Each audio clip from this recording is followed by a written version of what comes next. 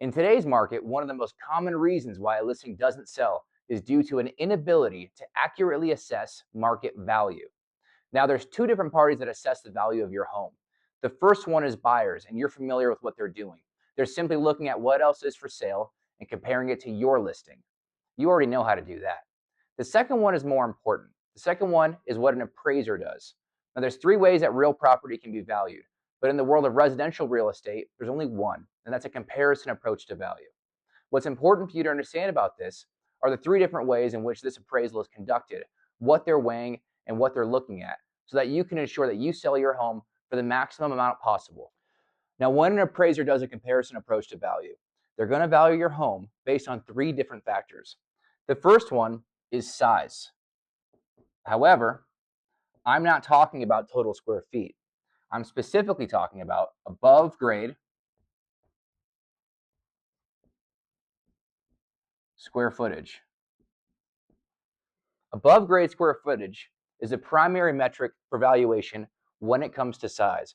I'm not saying your nice basement doesn't add value. It adds some value, but not nearly as much as the main level. And a common mistake sellers make is they will compare their home, which let's say it's 2,000 square feet on a ranch with a 2,000 square foot basement, and they'll look at a two-storied home down the street with no basement that's 4,000 square feet, and they might think that these two properties are in some way comparable. That's a big mistake.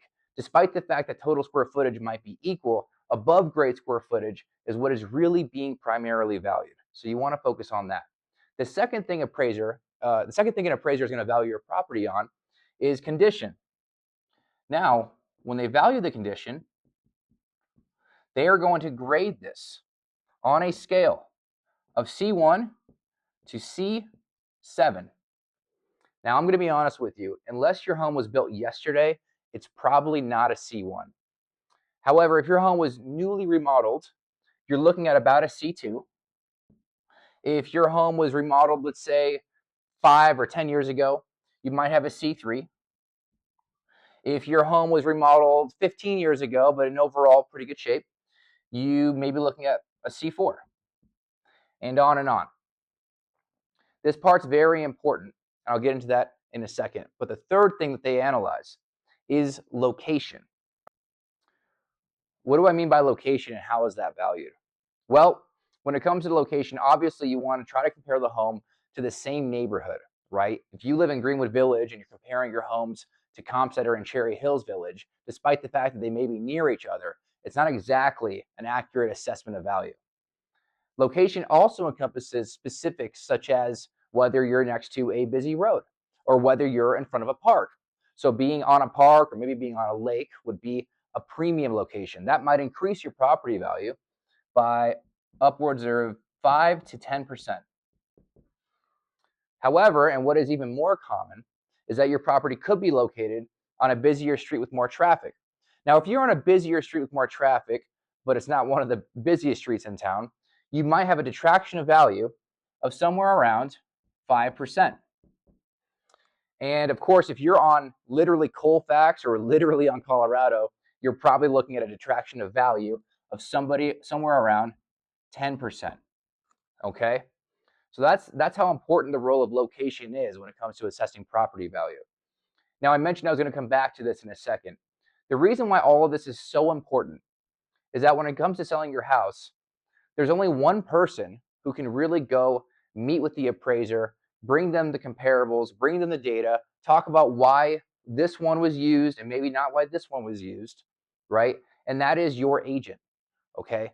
And so due to regulations, the appraiser cannot take sales data from a homeowner or a buyer. That's called undue influence. You guys are a party to the contract. You cannot try to provide additional data to an appraiser. However, a real estate broker, a real estate professional is able to provide this information because it's considered a professional opinion and they're not necessarily a party to the purchase contract. So it's not considered undue influence.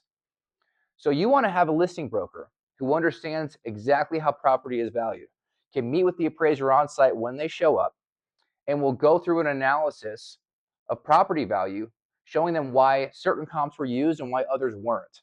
So to give you an example, what can happen and what causes a lot of appraisals to go wrong is the appraiser, you could have a house, let's say maybe a C2 or a C3, And maybe that appraiser is low on time that day, or for whatever reason didn't find the best, most accurate comp.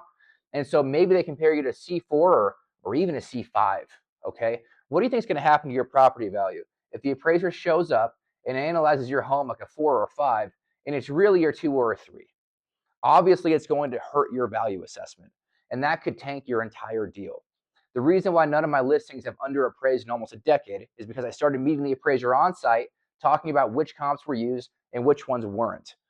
Sometimes we also bring up specifics about size, bedroom count, bathrooms, location specifics, but overall, you want to have somebody who's able to meet the appraiser on site and justify your price point by going through all of their factors and making sure you get the highest price possible.